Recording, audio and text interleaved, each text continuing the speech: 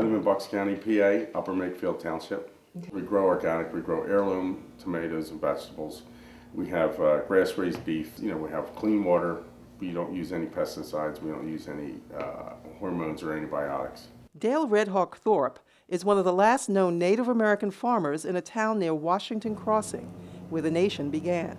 He is cousin to world-renowned Olympian Jim Thorpe, but Thorpe's name and good intentions did not stop a bank from giving him a bad loan. The last minute they came to us and said, look, we can't do the USDA loan. We're going to have to turn this to a commercial to get it done. The bank did not admit they did anything wrong. What they did to me, though, was they did a bait and switch. They denied me my rights as a first-time farmer for agricultural loan. They denied me my rights as a Native American to get assistance and lower interest rates. They also did not give it an opportunity to do a workout. They just went right for the jugular. Thorpe says the bank refused to give him a farm loan 5 years ago. Now he needs help to save his farm from foreclosure. President Obama said himself, everybody needs help to get where they're going. But help was not to come. Instead, the township fireman and code enforcer began to bring claims against the Thorp Farm. Then the township will come in unannounced, do inspections, give us cease and desist orders when there's no legal standing for them to do that. And basically, to me, they're trying to hurt our revenue streams. I have a neighbor farm that has fresh egg signs on every corner, but yet Thorp Farm is not allowed to put signs up. Does that make sense? Because it doesn't make sense to me. It's very disheartening to see that your own township figures that you've put into place by the elections and stuff like that aren't here to help you.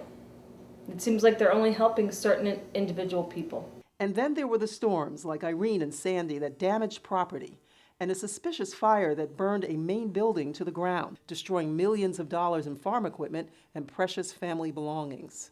It's just a horrible thing to go through, to lose anything like that. I pray that it doesn't happen to anybody. The local homeowners have come down and complained about our farm as well. So they don't want us here. And they've more or less said that. I don't know if they're picking on us for any particular reason other than the fact that we don't fit in here. We don't fit in maybe because we're a farm. It was very run down. We've turned it around immensely by cleaning up, just by cleaning up. They like the farms as long as they don't have to look at them. They like the farms to go to the farmer's market and buy their fresh produce for reasonable prices, but they don't want to see the farm. They don't want to see the mess. They want it to be like Disney World. Unless they are the neighbors who support organic farming. There are a lot of people in the area that appreciate the farm. They appreciate organics especially.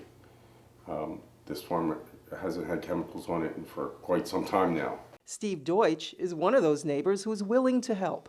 The history of this property dates back to Peter Stuyvesant's original purchase from the Lenape Indians before America began in the 1700s. Thereafter, it was a farm. Well, when we saw a Native American neighbor being taken advantage in the way he was by this bank, we were absolutely outraged by it. And we needed to assist him in the best way that we could in righting this wrong. After reviewing the tax documents, Deutsch came to a conclusion about the bank. I'm a forensic CPA who evaluated the income based upon the tax returns that were filed for the last 5 years. And they indicate there was not sufficient flow.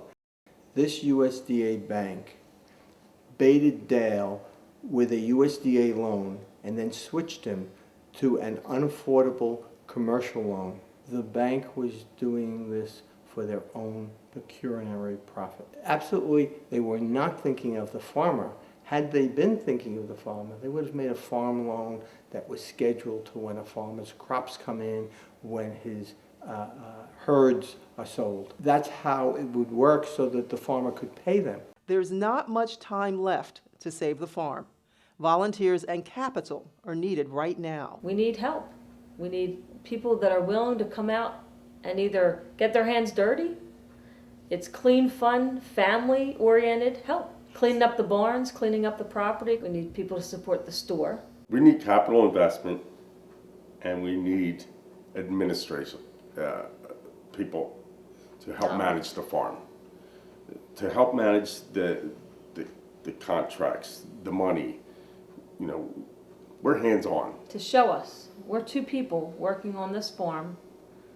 Besides working, I work another job with 5 kids that are trying to help out as well. So if we had someone that could help us. What Dale has created in this organic lands and naturally ethically raised animals is unique to 3 groups of people. 1 is kosher. 2 is the health people who want to eat foods without herbicides and pesticides. And 3 is the Muslims who are required religiously to eat halal meats. I would want the good people of this community to come forward to save this farm and to right this wrong. And those who can afford to finance, to bring the financial backing to make this project work. Basically, what's at the end of the rainbow is we are able to get the organic farming and the bison, the cattle. We get some people that specialize in greenhouses. We have the sufficient water. Yeah, capital investment and other people's professional knowledge. The end of the rainbow for me, I guess, would be just to live life stress-free. To be able to, that the farm is working and being able to sustain itself. Everyone should be involved. Save a Native American farm.